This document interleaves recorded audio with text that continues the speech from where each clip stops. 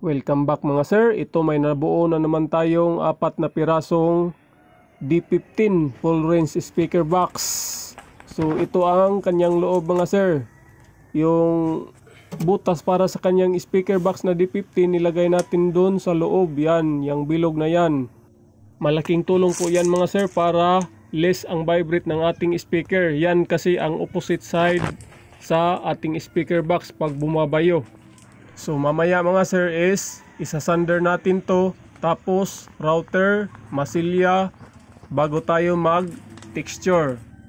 At pasensya na mga sir, hindi ko nakunan ng video lahat kung paano ko to nabuo. Anyway, pag gusto nyong makakuha ng idea, marami naman sa YouTube. Mag-search lang kayo kung paano bumuo nitong mga speaker boxes.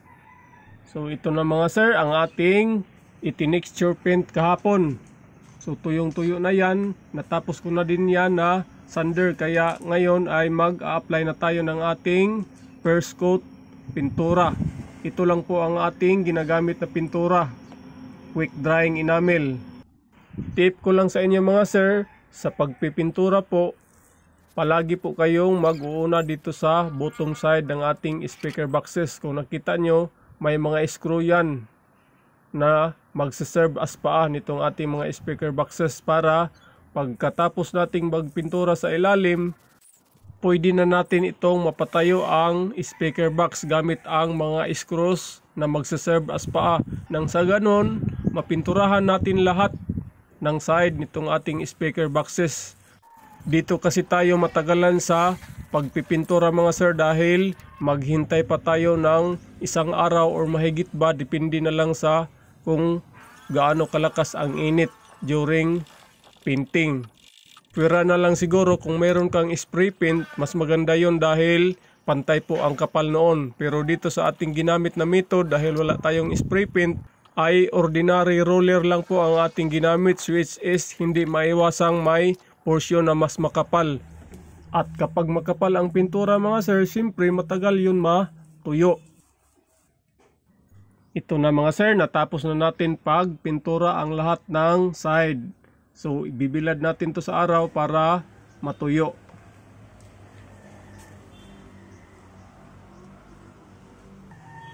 So welcome back mga sir.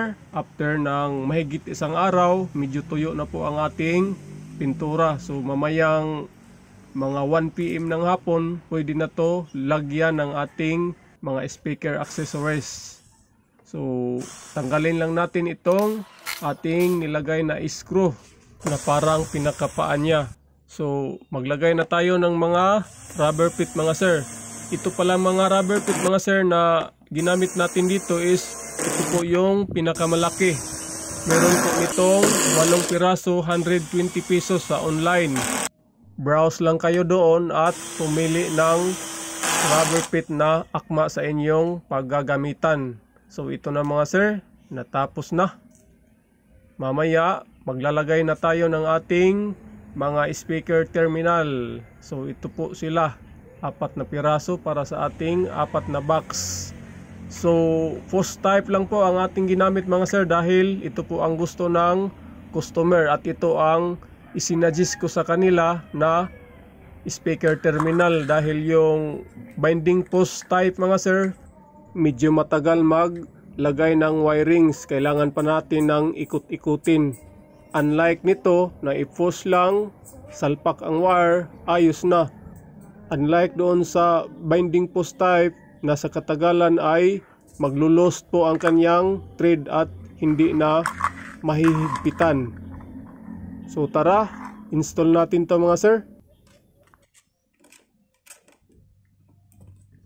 Dito nga pala sa lagayan ng ating speaker terminal mga sir ay wala po itong flashing dahil purol na po ang ating router bits. Mas maganda sana kung nakalubog itong mga to. Pati din itong ating speaker box handle, wala po itong flashing. May in-order tayo sa online ng mga router bits pero mahigit 1 week pa yun bago dumating. Kaya ito na lang muna, sabihin ko na lang sa customer ko na ganito ganyan ang nangyari.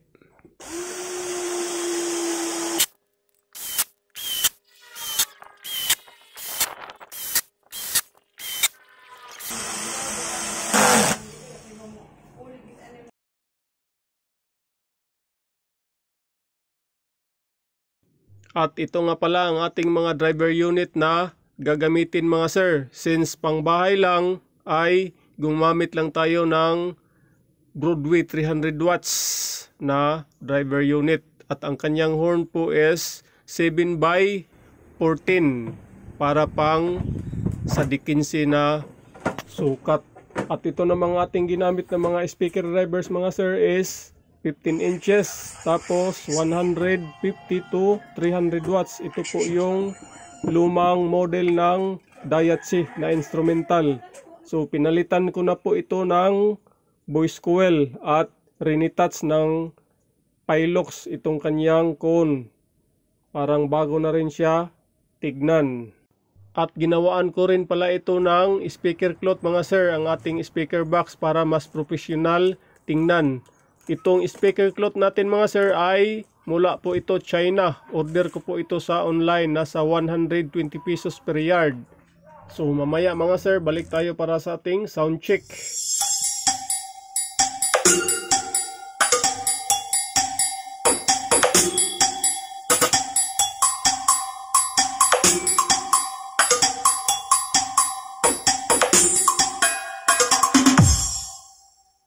Here John Luntao, Mac Gerde, and DJ7 Remix.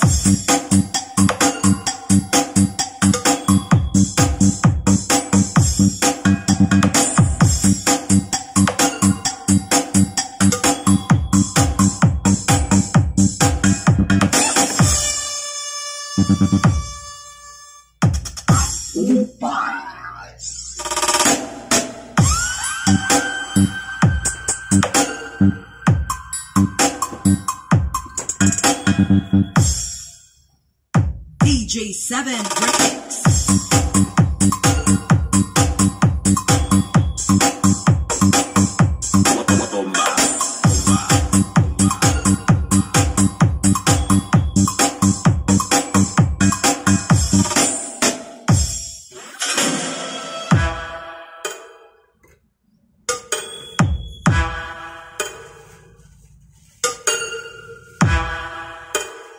Here John Luntao, Mac Gerde, and DJ7 Remix.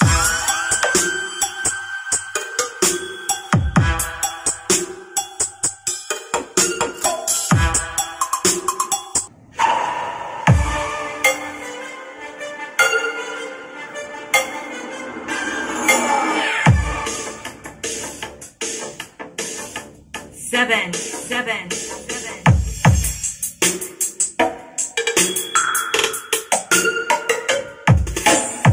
DJ7 De La Cruz and Mac Gerde Remix.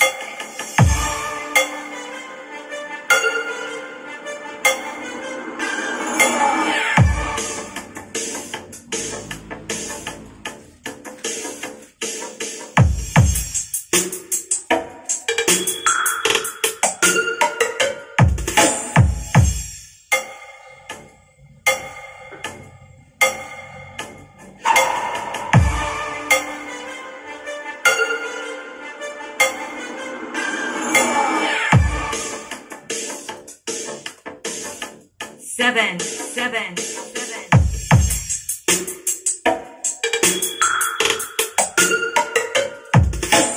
DJ7 De La Cruz and Mac Gerde Remix.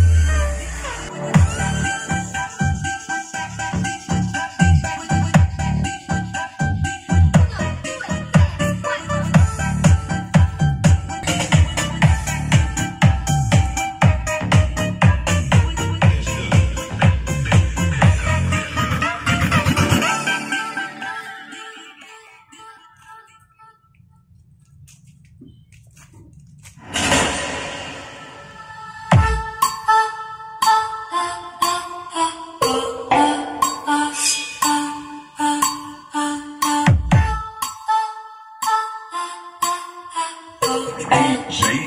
Wowie Remix.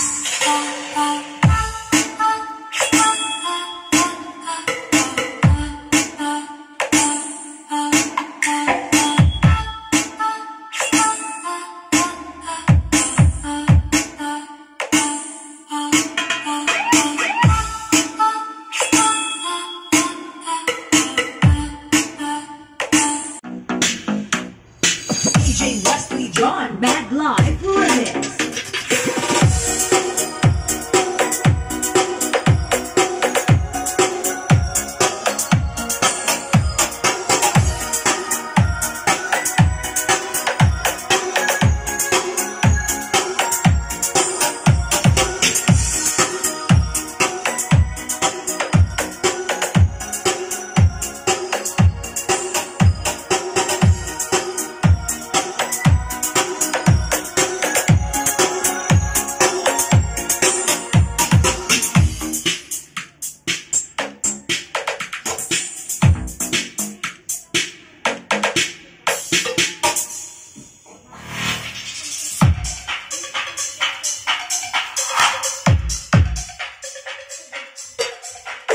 At dito sa speaker wirings natin mga sir ay naka 4 ohms load po tayo. Itong dalawang speaker na sa taas ay nakaparallel para sa isang channel. Same lang din dito sa baba, nakaparallel yan. So since ito ay 300 watts lang, so kayang-kaya ito sa ating amplifier. There we go mga sir. This has been your 59 TV. Maraming salamat sa oras nyo. Babush! Hanggang sa muli!